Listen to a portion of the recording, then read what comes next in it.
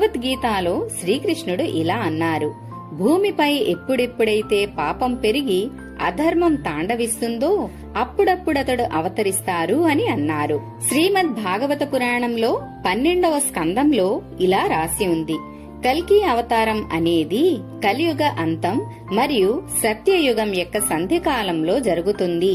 అంటే కలియుగ అంతం జరగబోయే టైంలో కల్కి అవతారం ఎత్తబోతున్నారు అన్నమాట.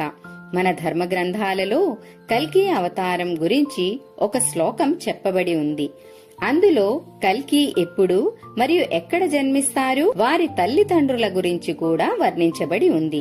ఆ శ్లోకం ఇలా ఉంది: సంబల గ్రామ ముఖ్యస్య బ్రాహ్మణస్య మహాత్మనః భవనే విష్ణు యశసః కల్కి ప్రాదుర్భవిష్యతి. అనగా సంబల అనే గ్రామంలో విష్ణుయస్ అని శ్రేష్ఠ బ్రాహ్మణుడికి పుత్రుడుగా కల్కి